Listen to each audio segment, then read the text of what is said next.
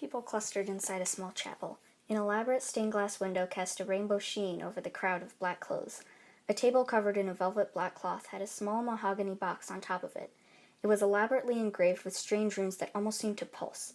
A single sentence, if you would call it that, stood out from the rest, though it could not be deciphered. A girl pointed to it and whispered to a man next to her, "Why is that not in runes? It has actual letters." The man pushed her over and walked away. The girl didn't seem to think too much of it. She stood and continued mourning. The funeral continued. A minister stood at a podium on a small stage above everyone, reading off a will. "My favorite girl, I give you my necklace that I know you saw me wear so much. I know it doesn't seem like it's actually anything, but I hope you might enjoy it."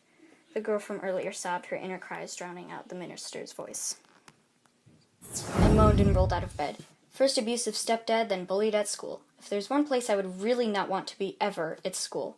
Being a freshman in high school, I have a target painted on my back already, and then I get picked on seemingly more than other freshmen for who knows why. Squeezing my eyes shut, I reached up and rubbed the key tight around my neck. I could hear Grandma laughing as she attempted to tell Raven and me one of her amazing stories about a magical world where color was seen by everyone. Raven is, or was, my twin sister. She died in a car crash with my father when we were 13. My mom moved on soon after, and my grandma died after that. Now I live with my stepdad and Aya, my younger sister. My stepdad hates me, and Aya doesn't really know any better, so she just follows his lead. I miss Grandma more than I thought I would. She was the last one who loved me before she died. All I have left of her is a key on a string, a stone in a fenced-in garden, and a single rose. I managed to drag myself to the closet, pulling out my usual dark green sweater with low-cut shoulders that complemented my vibrant green eyes. With a second's hesitation, I selected some black leggings that matched my jet black hair. Slinking down the stairs, I could see Levin, my stepdad, ignoring Aya as she babbled to him, scarfing down her toast. So I entered the kitchen, and Aya grew silent. "So, Analia, what colors are you seeing today?" Levin mocked me. "Well," I ignored his scorn, "I'm wearing a green sweater and black leggings. You're wearing a yellow shirt with purple pants. That doesn't match." "Everything in this world is monochromatic," Levin snarled, "so stop trying to make yourself higher than the rest of us." I rolled my eyes. "Don't switch the roles," I muttered. "What was that?" "Why do you even care?" I dug around in the pantry and pulled out a granola bar. "Bye." No response. I walked out the front door and started the walk to Gray Lake High School. It's actually a fairly nice building with lots of glass, but it's what's inside that counts. I rounded a corner and the school came into view. So did Lawrence. He and his gang were gathered around the base of the stairs that led up to the entrance of the school. I took a deep breath, held my head high, and walked towards them. Lawrence saw me coming and elbowed his friends. "Look who it is! Hey, loser!" I closed my eyes and walked past them, or at least I tried to. Right as I was passing them, I could feel a hard push between my shoulder blades. The world seemed to slow as my books fell out of my arms and the pavement came up at an alarming rate. Suddenly, my fall was broken. I looked up in shock to see Vlad smiling gently down at me. He was grasping my arms to stop me from slamming into the ground. "You okay?" Yeah, thanks." "No prob," Vlad grinned. Vlad handed me my books. My jaw began to drop into a stupid smile. Luckily, Amethyst swooped to my rescue and said, "Well, Vlad, I know Analia appreciates that, but we better be getting to class." "Right, Analia?" Yeah, right. Bye." "Sure, bye." Vlad waved as Amethyst pushed me up the stairs and in the doors. "What was that about?" Amethyst whispered, brushing her deep purple hair behind her ear. "Vlad," I murmured dreamily. "Ah," Amethyst giggled. "Shut up," I elbowed her hard. Amethyst and I cracked up laughing, but our laughter was cut short by the first bell blaring through the hallways. We split and headed for first period. The school day whizzed by faster than I thought it would. Soon it was time to walk home, without Amethyst, along the same route as Lawrence. Yay! I was walking with my head down, focusing on my footsteps and trying to keep out of Lawrence's way. Suddenly, a hand was clamped down on my face, keeping any words in my mouth. I was forced to bend backward to see Lawrence standing over me. He grinned as something flashed. A pocket knife. I wiggled, but it happened so fast. Too fast. Pain seared across the left side of my face, and I could feel a warm liquid slowly sliding down towards my mouth. I squeezed my eyes shut. Why? Lawrence, satisfied, released me and walked away with his hands in his pockets. Shocked, I lay on the pavement. I touched my left cheek. Looking at my fingers, I realized I was bleeding a lot. I stood up, ignoring the pain in my face, and sprinted home as fast as I could. tears stinging my new wound.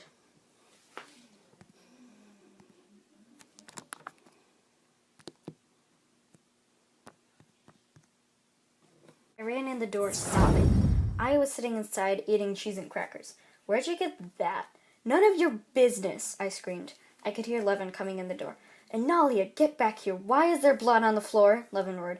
I slammed the door in my room. Just leave me alone, please. Explanation, Levin bellowed. I threw open my door and flew downstairs, screaming and crying. I looked directly at him, flashing my new scar. Are you happy now? Have I suffered enough? Just let me deal with it myself. It's not like you care about me anyway. Levin looked slightly satisfied. Explanation, or I can make it worse. I stood, glaring and breathing heavily. Anger pounded through my head so fast I felt lightheaded. Levin was babbling about something, and all I could hear was my blood rushing through my body. So don't ruin my carpets, you hear me? I nodded briskly and sprinted outside. Grandma's grave. Without hesitation, I sprinted to the graveyard where Grandma's ashes were buried. It was just how I left it. A single red rose lay on top of an upright gravestone, the only spot of color in the area. I collapsed to my knees and cried, hugging myself. Grandma, I miss you, I yelled into the winds of my mind. No response came. I clutched the silver key around my neck, and an image of Grandma came into my mind. You should never regret anything in life. If it's good, it's wonderful. If it's bad, it's experience. She smiled at me. Remember that, Analia. Throw me to the wolves, and I'll return leading the pack. When life gets you down, make the most of it and take something out of it. I sobbed. I'm sorry, Grandma. I wish you hadn't died, but I stood, still holding the key. Everything happens for a reason, and that reason is to make things better in the end. You just have to live through the bad to see the good. Taking a shaky breath, I turned to return home. But a little girl was standing there wearing all black, clutching a cord with an all too familiar key on it. She was crying, and no one was there to comfort her. I bent down and hugged her. I'm sorry. Just try to live through, all right? For me? I pulled away, leaving my hands on her shoulders. Can you do that? I nodded, and she nodded, and beginnings of a smile formed on her face. I blinked, and when I opened my eyes, I couldn't see anything. I tried to reach up, but I couldn't move my hands or arms either, nor my legs. I tried to speak, but I couldn't do that either. Duct tape, I guessed. Am I tied to a chair, gagged and blindfolded? Why? I could hear muffled voices all around me. She can't stay here for long. We might get found if we're not quick. We're going as fast as we can. Not fast enough, the first voice retorted quickly. I could hear footsteps approaching me. A gloved hand reached out and touched my collarbone. My breath was coming in quicker gasps now. This key is the reason for all of this. Master, when the girl wakes up, silence, the first voice hissed. She's been awake for at least 3 minutes now, you fool. The second person murmured something. What an interesting scar. This time the gloved hand had a finger running down my cut. I turned my head away, and as I was wiggling my foot, found a loosening rope. Perfect. When the footsteps receded, I twisted my right foot free. From there, a simple matter of small, quiet amounts of struggling was all it took. I jumped free, ripped the duct tape and cloth off my face, made a break for what I thought was a door. The obvious leader of the two looked over at me and gave what might have been a laugh. Won't be that easy, missy. I don't even know what happened, but soon I was being wrestled towards a glowing, swirling kaleidoscope doorway. As soon as I got shoved through it, my captors jumped in after me. One grabbed my wrist, and I kicked myself free. There was a split in this rainbow tunnel we were flying through, so I readied myself. When the intersection came, I pushed heavily off the splitting wall and flew down to the right, while my captors flew off to the left. With a small smile of victory, I straightened and prepared for what horrors might be rapidly ensuing this journey.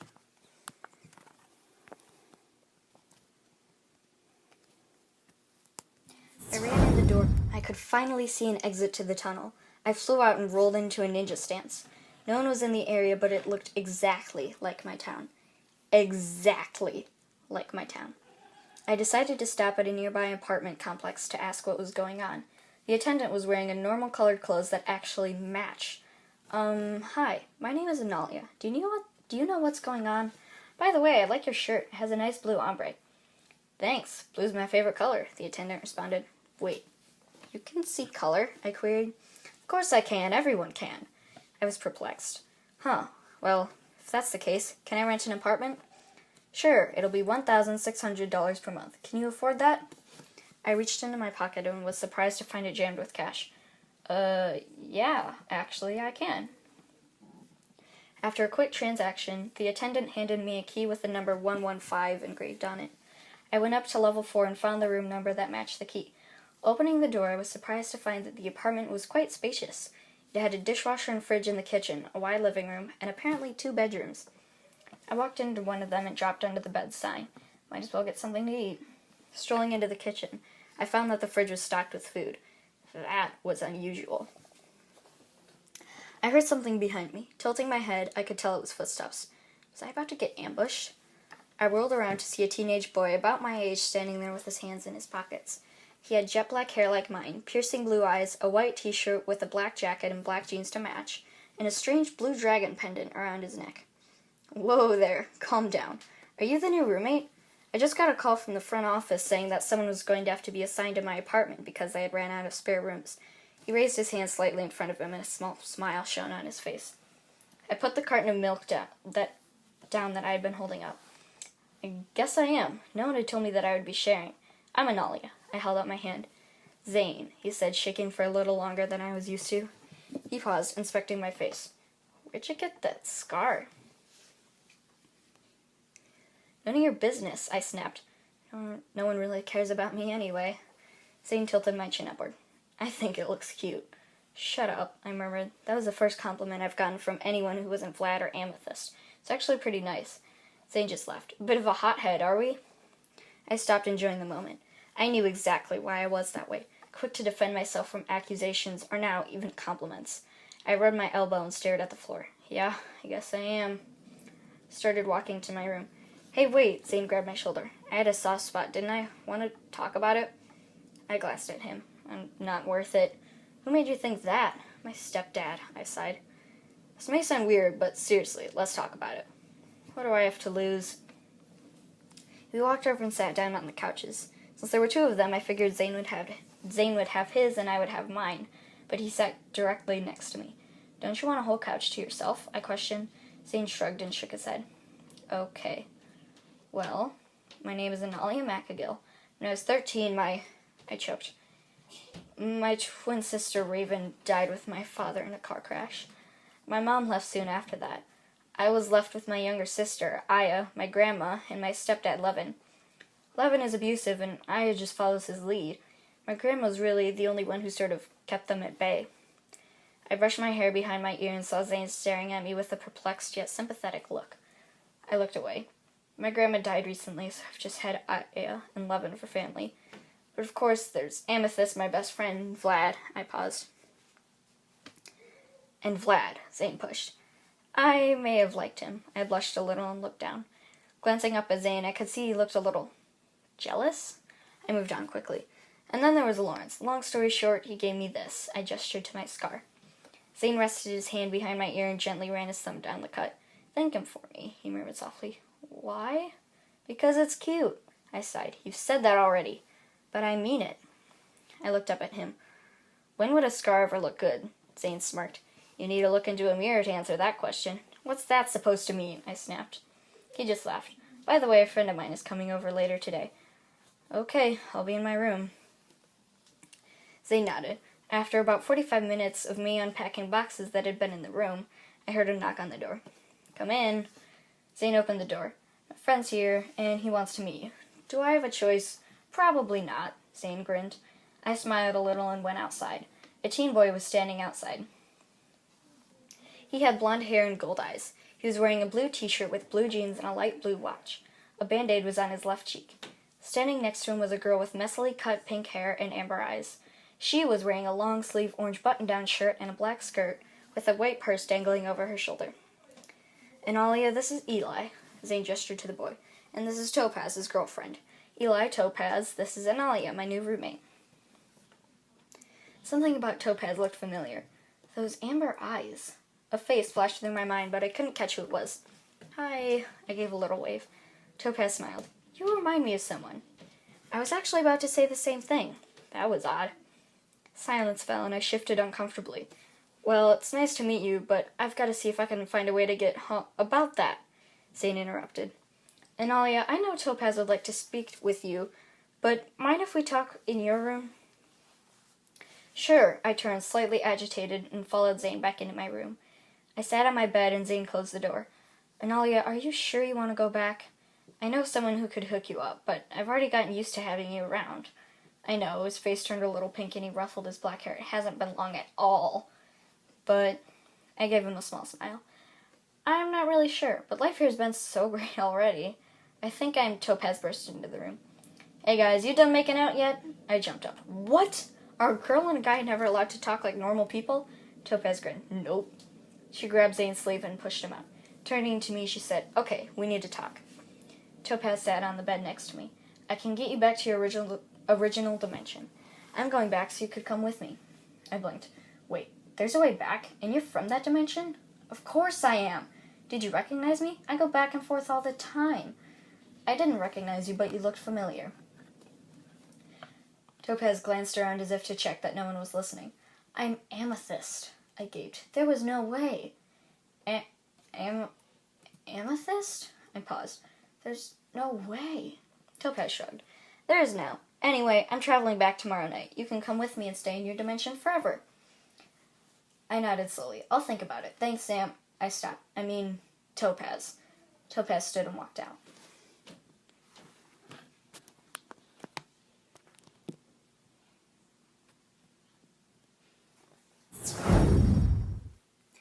It was the day after Topaz and Eli visited. Zane and I had been talking and hanging out. He had been sort of distant the whole time, like something was on his mind. We were sitting on the couch chatting. So, Zane? Yeah? Are you alright? You seem distant? I looked at him. Yeah. Sorry, I just have an awful lot of things on my mind. Like what? I honestly think we've built up a decent amount of trust considering the amount of time we've actually spent together. I'll tell you tonight. Oh, okay. Later that evening, I decided to go for a walk. I had asked Zane where the nearest park was, and I was determined to find it. Rounding a corner, the park came into view. Lush trees crowded the green lawn, casting the whole area with a speckled green mosaic of sunlight shining through the leaves. Benches were scattered around a large sparkling pond. I walked up to one of the benches, took a seat, and turned the direction of the pond. The water rippled and reflected the azure sky speckled with fluffy clouds. A breeze ruffled the surface. I stood and walked to the edge. As I stared at the glassy water, a shape appeared and grew in quality. I could see Lawrence flashing a grin. A familiar glint in the water appeared. I reached up and touched my scar. It was burning. I could hear Lawrence laughing as he walked away. I was laying down on the hard pavement. I squeezed my eyes shut. When I opened them, I could see Aya sitting alone at the table. Levin was completely ignoring her. Aya's eyes were puffy and red as though she had been crying. However much she completely dissed me, she was my little sister, and I couldn't change that. I felt sympathy for the poor girl. I had felt the sting of Levin's words and ignorance. I winced. I knew the future planned for Aya would be difficult and shrouded in darkness. If only I could help her. All she knows is follow Levin. Maybe I should go back.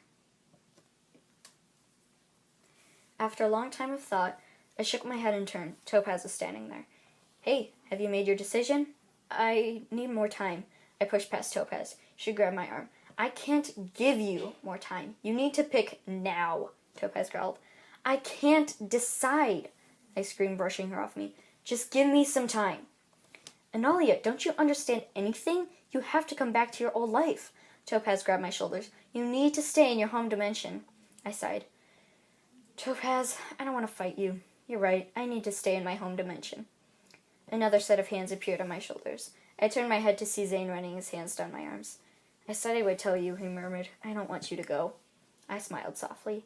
We both leaned our heads forward slightly until our foreheads were touching. To be honest, I'm a little torn over whether to stay or go. Zane looked down. I understand if you want to leave. You grew up in Jalakana. No matter how much you try, this is still your home. Thanks for understanding. Analia, decision, now. Topaz, who I forgot was still there, exclaimed. I sighed and stepped forward. Topaz, I have to stay in my home dimension for the rest of my life. Thank goodness. I managed a small laugh. Topaz, I don't think you understand. I'm staying here in Osanura, where I belong. Zane smiled, and Topaz simply made a sound that sounded like a disapproving... Going to miss Amethyst, but I never got to know Topaz. There's nothing for me in Jalakana. But here, I can start over from the beginning. I glanced at Zane. I need a place where I truly belong, and this is it. If I pass up this chance, I'll be living in a shadow for the rest of my life. But why live in a shadow when you'll have an opportunity to live in the sun? Topaz simply nodded in resigned disappointment. Enjoy yourself, Analia. You deserve it. She started toward the pond, fingering something in her pocket. Turning, she gave us a small smile, pulled out a vial full of gray liquid. Topaz tossed the vial into the pond, took a running start, and jumped in. I watched as the water shimmered with gray light, then returned to normal. Good choice. Zane squeezed my hand. I couldn't leave you here on your own. You need someone to find food for you, I teased. Whatever, cutie. He smirked and blushed. Yeah, whatever, I said to him as my face grew warm. Come on, let's head home. He placed his arm around me while we walked back to what would be my new home for a while. Now I truly know what acceptance feels like.